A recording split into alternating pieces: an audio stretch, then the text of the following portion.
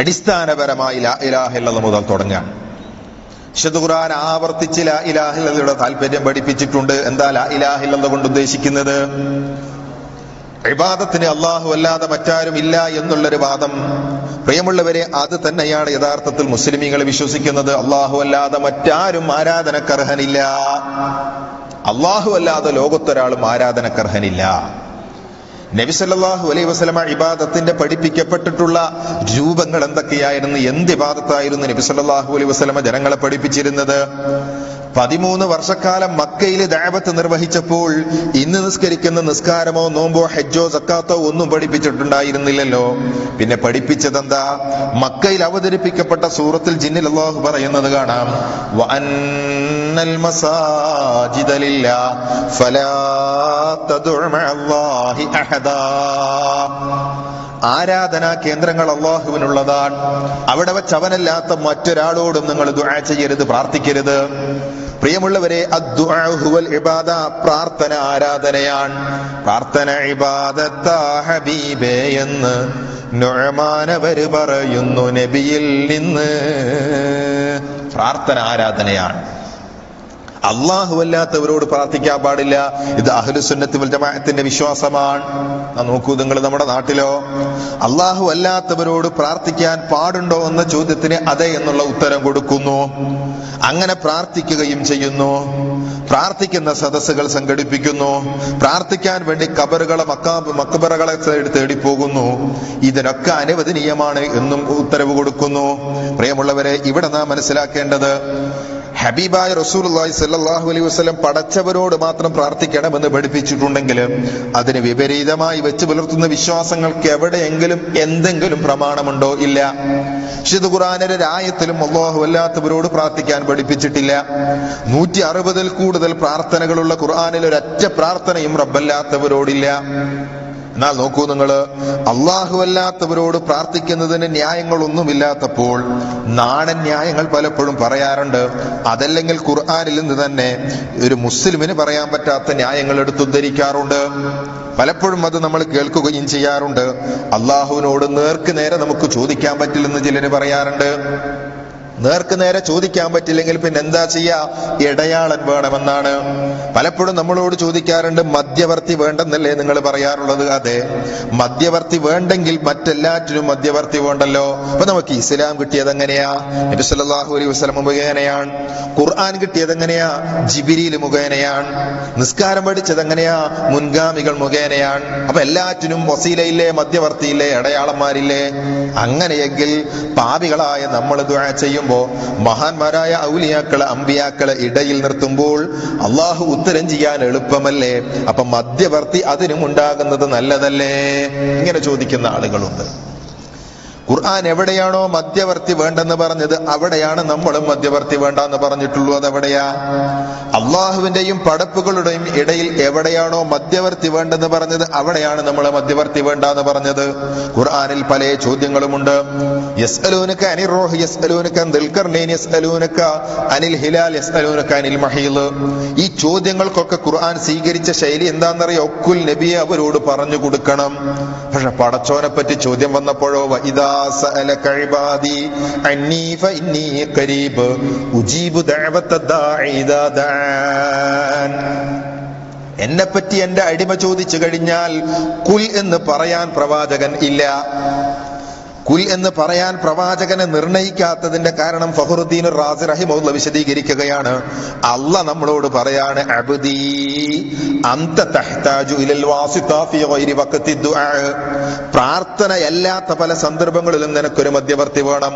പ്രാർത്ഥനയല്ലാത്ത പല സന്ദർഭങ്ങളിലും നിനക്കൊരു ഇടത്തട്ട് കേന്ദ്രം വേണം. അമ്മാ ഫീ മഖാമി ദുആ, പ്രാർത്ഥിക്കുന്ന സന്ദർഭത്തിലോ, ഫലാ വാസിത ബൈനി വ ബൈനക, എന്റെയും നിന്റെയും ഇടയിൽ മധ്യവർത്തി വേണ്ട, ഇടത്തട്ട് കേന്ദ്രം വേണ്ട, ഇടയാളം വേണ്ട. അപ്പൊ അള്ളാഹു നമ്മളോട് പറഞ്ഞിട്ടുള്ളതാണ് നമ്മൾ സ്വീകരിക്കേണ്ടത്. ഈ വിശദീകരണത്തിൽ പ്രിയമുള്ളവരെ നമുക്ക് മനസ്സിലാക്കുന്നത് എന്താ? കേരളത്തിലുള്ള ഏതെങ്കിലും സംഘടനകൾ ഉണ്ടാക്കിയ ആദർശമല്ല ഇത്. ഇത് ഖുർആനിന്റെ ആദർശമാണ്, മുത്തുനബി പഠിപ്പിച്ച ആദർശമാണ്. അള്ളാഹുവിന്റെയും പടപ്പുകളുടെയും ഇടയിൽ മധ്യവർത്തിയെ കൊണ്ടുവച്ചത് സുന്നത്ത് ജമാഅത്തിന്റെ ആദർശമല്ല. അള്ളാഹുവിന്റെയും പടപ്പുകളുടെയും ഇടയിൽ പടച്ചോന് എന്നോട് ചോദിക്കുന്നവന്റെ പ്രാർത്ഥനയ്ക്ക് ഞാൻ ഉത്തരം ചെയ്യുമെന്ന് പോലും പറഞ്ഞപ്പോൾ وَإِذَا سَأَلَكَ عِبَادِي أَنِّي فَإِنِّي قَرِيبٌ أُجِيبُ دَعْوَةَ الدَّاعِ إِذَا دَعَانِ. എന്നോട് പ്രാർത്ഥിക്കുന്നവന്റെ പ്രാർത്ഥനയ്ക്ക് ഞാൻ ഉത്തരം ചെയ്യുമെന്ന് പറഞ്ഞതിന്റെ സൂചന പോലും പഠിപ്പിക്കപ്പെട്ടിട്ടുള്ളത് പ്രാർത്ഥനയുടെ ഇടയിൽ മധ്യവർത്തി വേണ്ട എന്നാണെങ്കിൽ അഹ്ലുസുന്നത്തി വൽ ജമാഅത്തിന്റെ ആദർശപ്രകാരം നാം മനസ്സിലാക്കുന്നത് റബ്ബിന്റെയും പടപ്പുകളുടെയും ഇടയിൽ ഒരു മധ്യവർത്തി വേണ്ട എന്നാണെങ്കിൽ പ്രിയമുള്ളവരെ, അത് അഹ്ലുസുന്നത്തി വൽ ജമാഅത്തിന്റെ ആദർശമായി നമ്മൾ കൊണ്ടു നടക്കേണ്ടതാണ്. അതേ അവസരത്തിൽ ഇത് പറയുമ്പോൾ പലരും ചോദിക്കാറുണ്ട്, അപ്പൊ ഔലിയാക്കന്മാരെ ഖബറിലേക്ക് പോയിക്കൂടെ, അവിടെ സിയാറത്ത് ചെയ്തൂടെ? പ്രിയമുള്ളവരെ, സിയാറത്തിന് ഒരിക്കലും സുന്നത്ത് ജമാഅത്തിന്റെ ആദർശമെതിരല്ല. ഇത് പറയുമ്പോൾ പലരും തെറ്റിദ്ധരിപ്പിക്കാറുള്ളത് സിയാറത്ത് വേണ്ടെന്ന് പറയാറുണ്ട്, ഔലിയാക്കന്മാർക്ക് കറാമത്തില്ല എന്ന് പറയാറുണ്ട്, അമ്പിയാക്കൾക്ക് മുഅ്ജിസത്തില്ല എന്ന് പറയാറുണ്ട്, നബി വെറും സാധാരണ മനുഷ്യനാണെന്ന് പറയാറുണ്ടെന്നൊക്കെയാണ്. ഒരുപാട് തെറ്റിദ്ധാരണകൾ പരത്തുവാനുള്ള പ്രചരണം എന്നുള്ള നിലക്കല്ലാതെ സിയാറത്ത് ഇസ്ലാമിലില്ലെന്നൊരിക്കലും പറയാൻ സുന്നത്ത് ജമാഅത്തിന്റെ ആളുകൾക്ക് സാധ്യമല്ല. അമ്പിയാക്കൾക്ക് മുഅ്ജിസത്തുണ്ട്, ഔലിയാക്കൾക്ക് കറാമത്തുണ്ട്. അതേ പ്രകാരം തന്നെ സ്വലാത്ത് ചൊല്ലൽ ഒരു മുസ്ലിമിന്റെ ബാധ്യതയാണ്. മുത്തുനബി നമ്മളെ പോലുള്ള ഒരു മനുഷ്യനാണെന്ന് പറഞ്ഞാൽ അവൻ ഇസ്ലാം എന്ന് പുറത്താണ്. പ്രിയമുള്ളവരെ, ഈ രൂപത്തിൽ എന്താണ് അഹ്ലുസുന്നത്ത് വൽ ജമാഅത്തിന്റെ ആദർശം എന്ന് പരിശോധിക്കുന്ന ഒരു മനുഷ്യന് നബി സല്ലല്ലാഹു അലൈഹി വസല്ലമ പഠിപ്പിച്ച സിയാറത്ത് അവൻ ചെയ്യേണ്ടതുണ്ട്. അതേതാണ്? ഫഇന്നഹാ തുദക്കിറുൽ ആഖിറ, അത് പരലോക ബോധമുണ്ടാക്കുന്ന സിയാറത്താണ്. എന്റെയും നിങ്ങളുടെയും പ്രിയമുള്ളവരെ ജീവിതത്തിൽ അത്യന്താപേക്ഷിതമായ സിയാറത്ത്. നമ്മളൊക്കെ മരിക്കേണ്ടവരാണ്. ദുനിയാവ് കെട്ടിപ്പിടിച്ച് കൂട്ടിപ്പിടിച്ച് എത്ര കാലമാണ് നമ്മൾ ജീവിക്കേണ്ടത്? 10, 50, 60 വർഷക്കാലം തീർന്നു. പിന്നെ പരലോകത്തേക്ക് യാത്ര പോകേണ്ടവരാണ്. നബി സല്ലല്ലാഹു അലൈഹി വസല്ലമ പറഞ്ഞു, ഫഇന്നഹാ തുദക്കിറുൽ ആഖിറ, അത് പരലോക ബോധമുണ്ടാക്കുന്നതാണ്. അപ്പൊ ഖബർ സന്ദർശിക്കുമ്പോൾ ഞാൻ ചിന്തിക്കേണ്ടത് എന്താ? ഈ ഖബറാളിയെ പറ്റിയുള്ള ചിന്ത എന്റെ മനസ്സിലുണ്ട്. വന്ന് കിടക്കുന്നു ഖബറിലേക്ക്, ഞാനും പോയി കിടക്കണം നാളെ വന്നിട്ട്. എന്റെ സമ്പത്തും എന്റെ സൗന്ദര്യവും എന്റെ ആരോഗ്യവും എന്റെ ചിന്തകളും എന്റെ പണവും എന്റെ കാറും എന്റെ വീടും ഒന്നും ഉപകാരപ്പെടാത്തൊരു ലോകം. ഒറ്റയ്ക്ക് വന്ന് ഈ മണ്ണറയിൽ വന്ന് കിടക്കണം. കിടക്കുന്ന മയ്യത്തിന് വേണ്ടി, ഈ ഖബറാളിക്ക് വേണ്ടി പ്രാർത്ഥിക്കണം. ഇത് ഇസ്ലാം പഠിപ്പിച്ച സിയാറത്താണ്. നബി സല്ലല്ലാഹു അലൈഹി വസല്ലം പഠിപ്പിച്ച സിയാറത്താണ്. സ്വഹാബികൾ ചെയ്ത സിയാറത്താണ്. മദ്ഹബിന്റെ ഇമാമികൾ പഠിപ്പിച്ച സിയാറത്താണ്. തബഉ താബിഈങ്ങൾ പഠിപ്പിച്ച സിയാറത്താണ്. അവരാരും സിയാറത്ത് ചെയ്യുമ്പോൾ പുതക്കാനുള്ള പട്ട് കൊണ്ടുപോയിരുന്നില്ല, മൂടാനുള്ള തുണി കൊണ്ടുപോയിരുന്നില്ല, കത്തിക്കാനുള്ള ചന്ദനത്തിരി കൊണ്ടുപോയിരുന്നില്ല. അവരാരും ഖബറിനെ തവാഫ് ചെയ്തിട്ടില്ല, അവരാരും ഖബറിനെ മുത്തിമണത്തിട്ടില്ല, അവരാരും ഖബറിങ്കൽ സുജൂദ് ചെയ്തിട്ടില്ല, അവരാരും ഖബറിങ്കിലേക്ക് ആനയെ കൊണ്ടുവന്നിട്ടില്ല. പക്ഷെ പ്രിയമുള്ളവരെ, നമ്മുടെ നാട്ടിലുള്ള അവസ്ഥ എന്താ? ഖബർ സിയാറത്ത് എന്ന പേരിൽ കേവലം ആ ഖബറിങ്കിലേക്ക് നടത്തപ്പെടുന്ന ആചാരങ്ങൾ കണ്ടുകഴിഞ്ഞാൽ വേദനാജനകമായ കാഴ്ചയാണ് നമ്മൾ കണ്ടുകൊണ്ടിരിക്കുന്നത്. കാരണം എന്താ?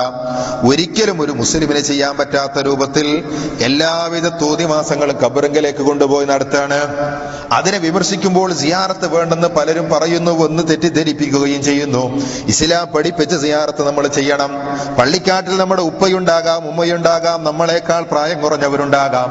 ആ ഖബർ സന്ദർശിക്കും നിങ്ങൾ, അവർക്ക് വേണ്ടി പ്രാർത്ഥിക്കും നിങ്ങൾ. നിങ്ങളും വന്ന് കിടക്കേണ്ടുന്ന ലോകമാണെന്ന് ചിന്തിക്കും നിങ്ങൾ. ഒന്നുമില്ലാത്തൊരു ലോകത്തേക്ക് തിരിച്ചു പോകേണ്ടവരാണെന്ന് ആലോചിക്കും നിങ്ങൾ. അത് ഇസ്ലാം പഠിപ്പിച്ച സിയാറത്താണ്.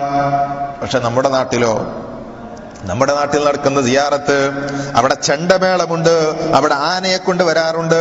ഇത് നോക്കൂ നിങ്ങൾ, ഗൾഫിലേക്ക് വരുന്ന സമയത്ത് ഒരു സഹോദരൻ തന്നിരിക്കുന്ന ഒരു നോട്ടീസാണ് കയ്യില്. ചന്ദനക്കുട മഹാമഹം എന്ന പേരിൽ ഈ നോട്ടീസിൽ പറഞ്ഞിരിക്കുന്നത് എന്താണെന്നറിയോ?